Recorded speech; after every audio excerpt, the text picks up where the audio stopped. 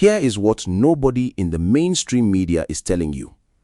VD Money, a content creator, not a senator, not a governor, not a minister, said something on camera, and within 72 hours, northern Nigeria was boiling. Traditional rulers were issuing statements, youth groups were threatening shutdowns, politicians who haven't spoken publicly in months suddenly found their voices. Now ask yourself, why does a social media commentator command more institutional panic than an actual policy failure? That is the question nobody is asking. Not what VDM said, not whether it was right or wrong, but why the Nigerian political establishment is more rattled by a man with a phone and a following than by the structural failures that created the conditions he is commenting on. Stay with me, because by the end of this video, you will understand that this story is not about VDM at all. Before we go any further, if you are new to this channel, welcome. Naija Insight Desk exists for one reason, to give you the kind of analysis that goes beyond the headlines and the noise. Subscribe now, because this conversation is about to get deeper. Let us establish exactly what happened and when. VD Money, whose real name is Victor Igbokwe, published content that was perceived by a significant segment of northern Nigerian audiences as disparaging toward Arewa, the broader northern identity. The response was swift, loud, and organized. From online petitions to offline mobilization, the backlash was not spontaneous, it was structured. Then came the counter-statement, the one that forms the second half of this video's title. Only the misled from Arewa would be angry with you. That phrase did not emerge from nowhere. It was a deliberate reframe coming from voices within the North itself, voices suggesting that the outrage was manufactured or misdirected. Now, the timing matters. We are in a pre-2027 election cycle. The political landscape is being resorted, coalitions are shifting, old alliances are fracturing, and in that environment, a cultural flashpoint, regardless of its origin, becomes raw material for political actors who need a narrative that can mobilize without requiring policy. This is not a new pattern, it is a recurring one. What is new is the speed and the scale. Who exactly benefits from keeping this fire burning? And are they the same people pretending to put it out? Let us talk about institutions, because that is where the real story lives. The Nigerian Broadcasting Commission exists to regulate media content. The National Human Rights Commission exists to flag incitement. The Nigeria Police Force has a cybercrime unit with a broad and often selectively applied mandate. And yet, in the VDM controversy, not one of these institutions moved first. They moved only after the political temperature spiked. That sequencing tells you something important. Nigerian institutions do not set the agenda on speech and public discourse. Political actors do. The institutions follow the signal. Now, look at the Constitution. Section 39 guarantees freedom of expression. Section 45 allows the state to restrict that freedom in the interest of defense, public safety, public order, public morality, or public health. The critical word there is public order, a phrase broad enough to drive a convoy through. That deliberate ambiguity in that framing has never been resolved by the courts in a way that provides citizens with clear protection. And that ambiguity is not accidental, it is useful to whoever is in power at any given moment. Ask yourself, has any major Nigerian politician ever been prosecuted under the same provisions now being cited in relation to VDM speech? Think carefully. The very institutions being invoked to manage this controversy are the same institutions that have consistently failed to regulate the far more dangerous speech coming from those with actual state power. Now, we get to the machinery underneath. Who gains from this controversy? First, consider the northern political establishment. There is no monolithic Arewa, and anyone telling you otherwise is either uninformed or deliberately simplifying. The north has Kanawa, Fulani, Kanuri, Tiv, Nupe, Jukun, Beram, and dozens of other communities with competing interests. When a pan-Arewa grievance narrative is constructed, it papers over those internal fractures. It creates the illusion of unity in a zone that is, in political terms, but unified. That artificial unity is electorally useful. It is a tool. Second, consider the Tinubu administration, a government that is under significant pressure on economic policy, fuel subsidy removal, naira devaluation, food inflation, benefits whenever the national conversation pivots away from governance performance and towards identity grievance. It is not a conspiracy to say so, it is a structural incentive. Now, third, and this is the part most commentators will not say, consider the southern political voices who rushed to defend VDM. Some of that defense was principled, some of it was opportunistic, a chance to signal tribal loyalty to their own bases under the cover of free speech advocacy. Who is conspicuously silent? Watch the governors, watch the National Assembly members from the North Central, the zone most likely to be caught between Arewa solidarity and political pragmatism. Their silence is a calculation, not an absence. 2027 is the frame. Everything happening now is being read through that lens by every major political actor in Nigeria. There is a specific political faction that stands to gain the most from this controversy not resolving. We will name it before this video ends. But politics at that level is abstract unless we understand what it does to the ground beneath the feet of ordinary Nigerians. Let's go there. What does this mean for the country? The federal-state power balance is already under strain. The push for state police, the debates over resource control, the simmering tensions in the Middle Belt, all of these are live wires.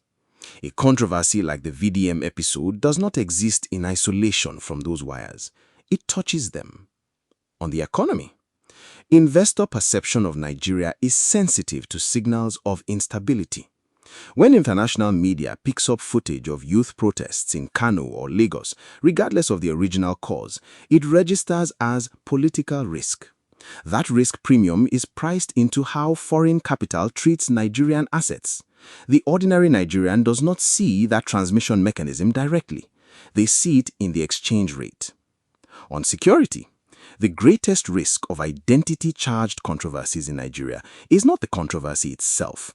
It is what non-state actors do with the emotional residue. Militant recruiters do not need truth, they need emotion. And a manufactured or misread sense of collective humiliation is exactly the recruiting environment they look for. And for Nigerians in the poverty bracket, the 133 million in multidimensional poverty according to the MBS, none of this changes their material reality. What it does is consume the political oxygen that should be directed at the policies that affect them. Every week spent litigating VDM is a week not spent auditing the fertilizer subsidy or the school feeding program. The people most loudly claiming to defend Northern honor in this controversy are in many cases the same people whose governance failures have kept the North at the bottom of every human development index in Nigeria. Hold that thought. Let us briefly zoom out to the continental level because Nigeria does not exist in a vacuum. ECOWAS is watching. After the coups in Mali, Burkina Faso, Niger, and Guinea, the sub-regional body is acutely sensitive to political instability signals from Nigeria. Nigeria is the anchor state. When Nigeria appears to fracture along ethnic lines, even in a media controversy, it sends a signal that the democratic model is under internal pressure. For the diaspora, particularly Nigerians in the UK, North America, and South Africa, the VDM controversy lands differently. It strips away the complexity that only people living inside the country understand. What they see in their feeds is northern anger, southern defiance, government silence. That thumbnail version of Nigeria damages the national brand in ways that affect everything from remittance confidence to tech investment. And at the global level, this episode connects to a pattern that students of democratic backsliding know well. The deliberate weaponization of cultural grievance as a substitute for substantive political engagement. It has a name in political science. It's called ethnopopulism. And Nigeria is not the only country experiencing it. But Nigeria, given its size and influence, cannot afford to let it become the dominant political grammar. Let me give the strongest version of the opposing argument its full due, because intellectual honesty demands it. Those who believe the response to VDM was legitimate will say this: the North has been the object of chronic media ridicule and stereotyping for decades. The frustration is real, The dignity concern is real, and dismissing every organized response to anti-Northern content as manufactured is itself a form of condescension. A community that has been marginalized in media representation has the right to push back. That is not tribalism, that is self-defense. That argument deserves to be heard, and it is in significant part correct. The misconception being weaponized, however, is the leap from "this specific content was disrespectful" to "therefore all criticism of Northern political leadership is an attack on Northern people." Those are not the same claim. One is a legitimate cultural grievance, the other is a political deflection. The nuance being lost in the noise is this: VDM's critics and VDM's defenders are both, in many cases, being used. The people most benefit from keeping this controversy alive are not the ones shouting loudest on either side, they are the ones watching quietly from offices in Abuja. What does this mean for Nigeria's democratic trajectory?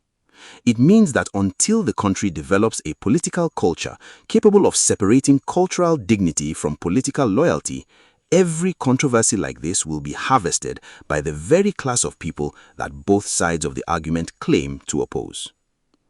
So, where does this go from here? Let us look at the moves that are coming and the signals you should be watching for. 3 most likely next moves from key actors. 1. The controversy will be formally resolved at the surface level. A statement, possibly an apology, a handshake engineered for cameras, while the underlying political calculations continue unchanged. The optics of resolution matter more than actual reconciliation. 2. Northern political leaders, particularly those positioning for 2027, will attempt to consolidate the narrative capital generated by this controversy. Expect to see the VDM episode referenced in campaign language, framed as evidence of anti-North hostility that only a specific candidate or coalition can protect against. 3. Watch for the federal government's response or non-response. If the presidency remains strategically quiet, it signals that they calculate more to gain from the controversy continuing than from resolving it.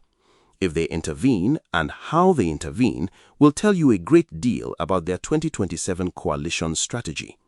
Signals to watch in the coming weeks: movement by Northern governors, any NDA or NDC level discussions convened behind closed doors, and whether Southern governors respond collectively or fracture individually. This escalates if a shock, economic shock, coincides with a cultural tension, inflation, fuel price increase, naira crash, because those compound each other. This de-escalates if a new political crisis elsewhere absorbs the attention of the same actors currently invested in this one. The 12-month impact, if the current trajectory holds, is a measurable hardening of ethnic political identity as the primary mobilization frame going into 2027, at the direct expense of policy-based political competition. The 3-year impact, whichever political bloc most successfully weaponizes identity over the next cycle, will enter 2027 with a mobilization advantage that substantive governance arguments will struggle to overcome. The faction that stands to benefit most from this controversy not resolving, the one we flagged earlier, is not a northern faction and it is not a southern faction. It is the class of politicians who need voters angry at each other rather than at them, and that class has no ethnic address. We started with a question: why does a social media commentator generate more institutional panic than a policy failure?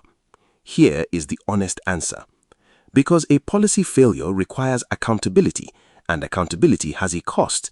A cultural controversy requires only performance, and performance is free. It generates heat without generating light, and heat in politics can be directed. VDM is not the story. The architecture that turns a content creator's commentary into a national crisis while actual governance failures pass without organized mobilization, that is the story. Nigeria's democratic health will not be determined by what VDM says or does not say.